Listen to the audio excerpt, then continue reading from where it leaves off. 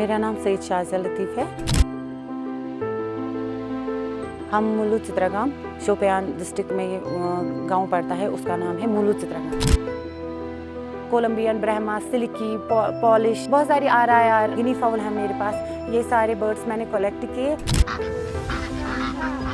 बैठे बैठे घर में मैं फिजिकली और मेंटली बहुत वीक हो गई थी। सक्सेस स्टोरीज होती है, मैं उनमें गई, मैंने देखा कहाँ कहाँ क्या प्रॉब्लम्स है और कहाँ हम आगे बढ़ सकते हैं, तो इन चीज़ों से मुझे बहुत सपोर्ट मिला। बट जब मैं घर, ये बहुत इंटरेस्टिंग स्टोरी है, इसी इंटरेस्टिंग स्टोरी की वजह से मैं इस फार्मिंग फील्ड में आई हूँ।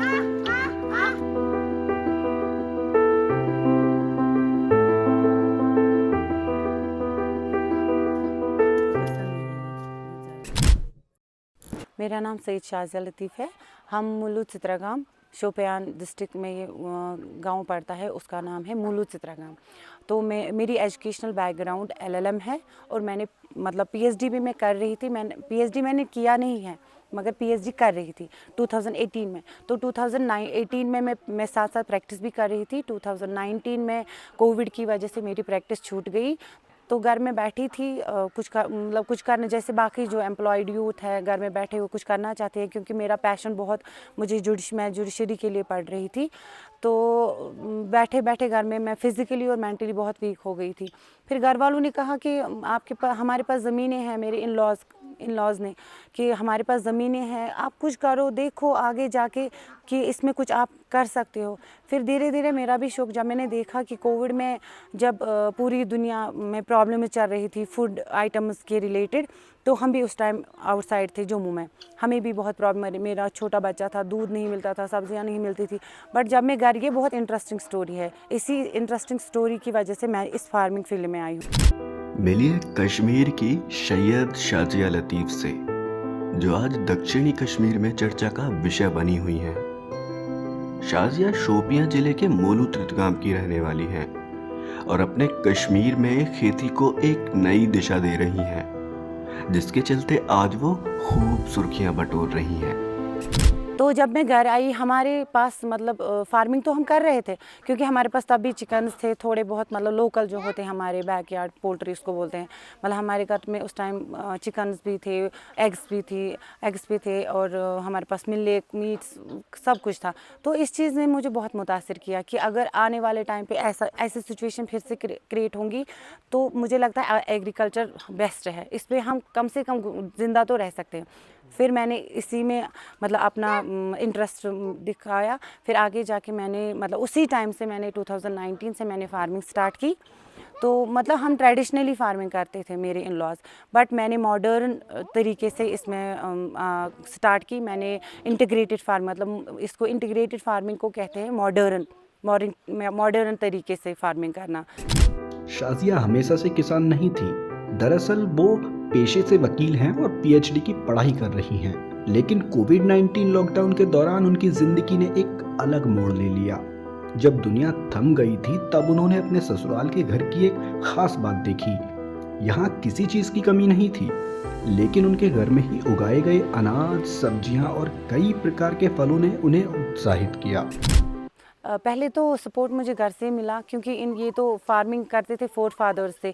फार्मिंग में मुझे प्रॉब्लम नहीं हुई, मैंने इन्हीं से सीखा, अभी भी सीख रही हूँ और ये सीखा इन्हीं से। मगर डिपार्टमेंट ने भी बहुत गाइड किया, क्योंकि मैं बहुत सारे डिपार्टमेंट्स गई, एग्रीकल्चर डिपार्टमेंट ने बहुत सपोर्ट किया। तो एग्रीकल्चर डिपार्टमेंट्स या एलाइड डिपार्टमेंट जैसे फिशरी है, हॉर्टिकल्चर है, या बाकी एनिमल हस्बेंड्री है, बहुत सारी जो उनकी प्रोग्राम्स होते हैं या वर्कशॉप्स होती है, सक्सेस स्टोरीज होती है, मैं उनमें गई, मैंने देखा कहाँ कहाँ क्या प्रॉब्लम्स है और कहाँ हम आगे बढ़ सकते हैं, तो इन चीज़ों से मुझे बहुत सपोर्ट मिला। शाजिया ने ससुराल के खेती के पारंपरिक ज्ञान को अपनाया और उसमें अपनी नई सोच को शामिल किया। शाजिया ने एक इंटीग्रेटेड फार्मिंग मॉडल अपनाया, जहां हर क्षेत्र एक दूसरे को सहारा देता है। आज शाजिया का फार्म 30 कनाल में फैला है, जिसमें सेब, कीवी, अंगूर और आलू बुखारा के बाग शामिल हैं। उनका फार्म एक सीखने का केंद्र बन गया है, जहां अन्य किसान नए तरीकों को समझने के लिए आते हैं। एक्चुअली जो यहाँ पे सब फार्मिंग करते हैं, ना तो कोई रिकॉग्नाइज होता है, मतलब पर्टिकुलरली हमें पुराने ज़माने से जब से ये फार्मिंग स्टार्ट हो गई, औरतों का इसमें जैसे अगर 50% मेल्स का रोल है, औरतों का 50% उनका भी रोल है, मगर औरतों का कभी इसमें वो रिकॉग्नाइज नहीं होती है इस फील्ड में। तो फार्मिंग मेरे इन लॉज भी करते थे, मगर उससे हमें ज़्यादा प्रॉफिट नहीं होता था।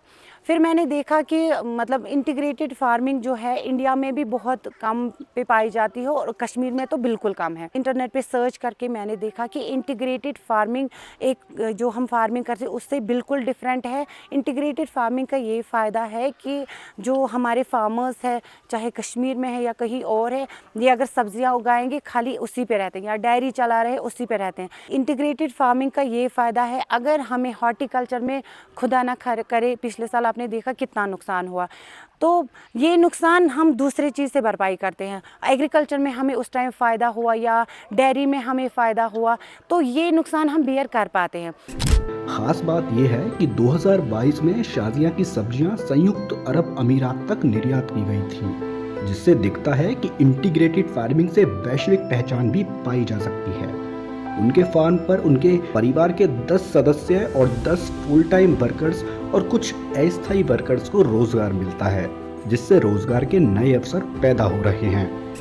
इंटीग्रेटेड फार्मिंग में हमारा मतलब ट्रेडिशनल एप्पल भी है और हाई डेंसिटी एप्पल भी है। उसमें भी हमारे बहुत सी वैरायटीज़ है, मतलब जैसे हमने ग्रेप्स का भी एक बाग लगाया है, हमने कीवीज़ भी लगाए, हमें पर्शिमन फ्रूट भी हमारे पास है, हमारे पास प्लम का भी बाग है। साइड हमारा एग्रीकल्चर में हम कन्वेंशनल सब्जियां भी बनाते हैं और एग्जॉटिक। मगर एग्जॉटिक वेजिटेबल्स का ये फ़ायदा है कि हम हमारे फार्म से हमारे जो ख़रीदते हैं, मतलब व्यापारी जो आते हैं, 80 to 120 रुपीज़ हम पर केजी उस मतलब बेचते हैं। उसमें मेहनत सेम लगती है। तो मैंने पहले रैबिट्स लाए, रैबिट्स के साथ साथ मैंने फिर टर्की, ये कोलंबियन ब्रह्मा, सिल्की, पॉलिश, बहुत सारी RIR, ये गिनी फाउल है मेरे पास। ये सारे बर्ड्स मैंने कलेक्ट किए। इससे जो हमारा एग्रीकल्चर वेस्ट और हॉर्टिकल्चर वेस्ट है या कोई भी वेस्ट है, ये हमारा ज़ाया नहीं होता है, मतलब वो यही खाते हैं। मतलब ये मार्च तक हमारे पास अभी खुराक है इनके पास। जैसे अभी शलगम है, अभी ये खाते हैं, फूल गोभी हमारे पास है अभी, या सब्जियों का जो भी वेस्ट है या एप्पल्स का वेस्ट है, वो सभी अभी ये खा रहे हैं। मार्च तक हो जाएगा इनका गुजारा। शाजिया का सफर हमें ये सिखाता है कि खेती अब सिर्फ परंपरा नहीं है, बल्कि संभावनाओं से भरा एक उद्योग है। उनका संदेश साफ है, अगर पढ़े लिखे युवा खेती में आगे आएं तो हम इस क्षेत्र में क्रांति ला सकते हैं। अपनी मेहनत और नई सोच से शाजिया ने अपने फार्म को इंटीग्रेटेड फार्मिंग का एक बेहतरीन मॉडल बनाकर तैयार किया है। सैयद शाजिया की ये कहानी दर्शाती है कि जब हम परंपरा और नवाचार को एक साथ लेकर आते हैं तो क्या संभव हो सकता है। वो ये भी साबित करती है कि खेती में एक उज्जवल करियर और संतोषजनक जीवन हो सकता है।